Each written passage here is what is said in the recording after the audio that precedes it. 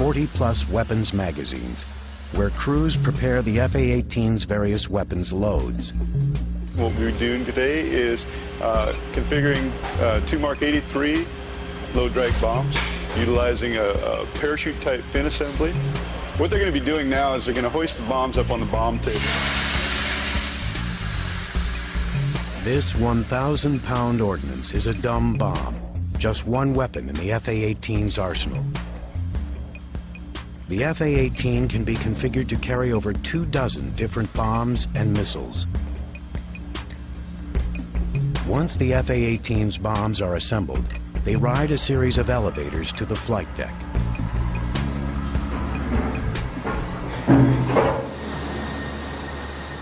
Here, the ordnance comes under the control of weapons inspectors. They wheel the bombs over by hand before attaching them to the F-A-18's pylons.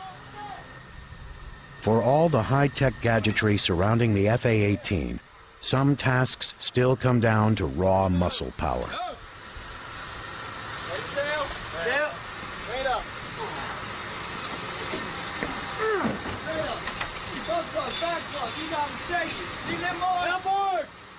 Although the bomb is not yet armed, it does contain almost 1,000 pounds of explosives.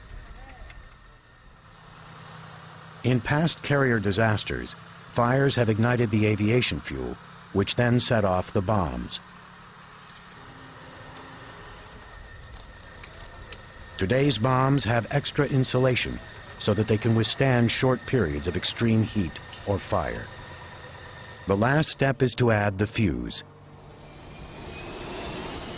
The final arming of the bomb takes place only after the plane takes off.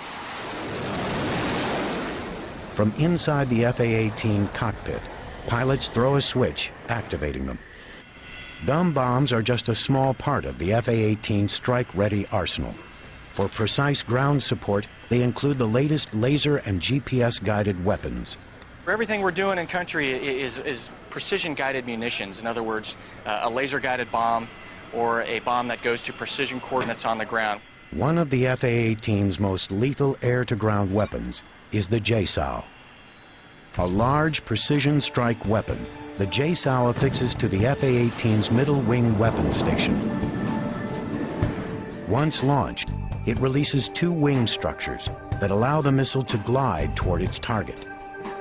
Skimming just a few feet above the ground, the JSOW releases powerful cluster bombs that can destroy multiple targets in one strike.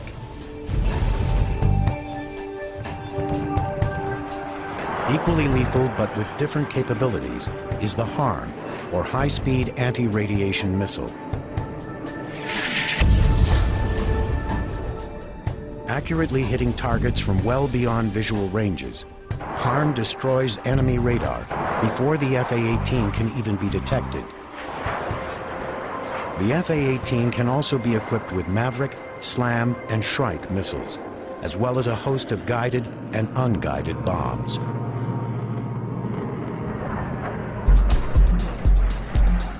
The highlight of air-to-ground weapons training is when F-A-18 pilots learn what it's like to drop real live ordnance. Flying missions over remote testing areas, pilots take full control of the F-A-18's precision strike capabilities, pinpointing designated targets and releasing fully armed bombs. Known as Live Day, this is when new Navy pilots experience for the first time the destructive air-to-ground capabilities of the F-A-18.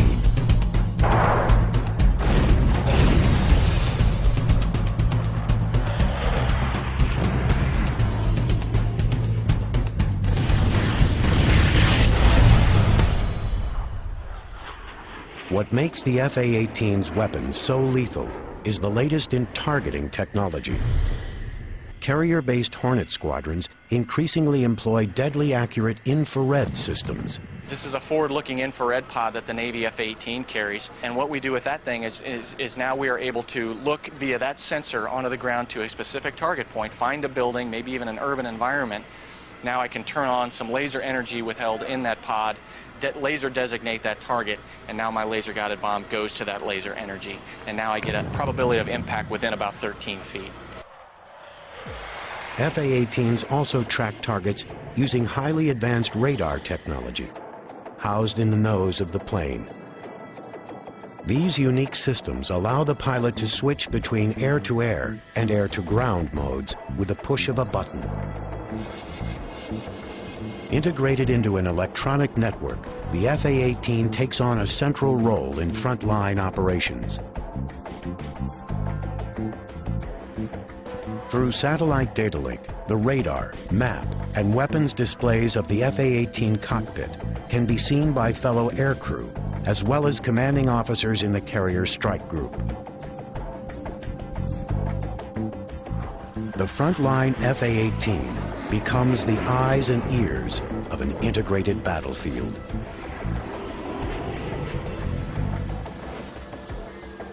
And with each updated model, the F-A-18 grows more sophisticated.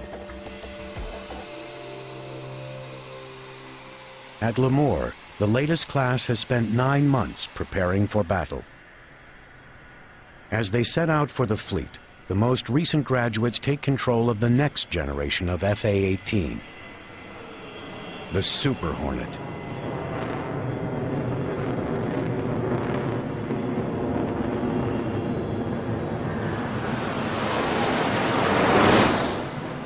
The Super Hornet design is based on the original F-A-18, but it is an even more lethal machine.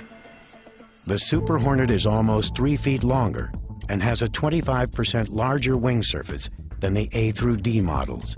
Its structural differences include diamond-shaped intakes and a dog-tooth wing design. The bigger, stronger Super Hornet holds 35% more internal fuel capacity and contains extra space for future technologies. On its longer wings, the Super Hornet can support 2 additional weapon stations or fuel tanks. Well, of course, the F-18 has smart technology built into almost all of the weapon systems. Almost all of the hardpoint pylons and launchers are smart technology, so they're capable of carrying the most sophisticated weapons. The airplane actually covers a lot of the functions, allowing the pilot to really concentrate on the mission at hand. It's a great aircraft. The lethality is awesome. Bigger, more capable, and with room to grow, the Super Hornet promises to take on an even greater role than the earlier model F-A-18s.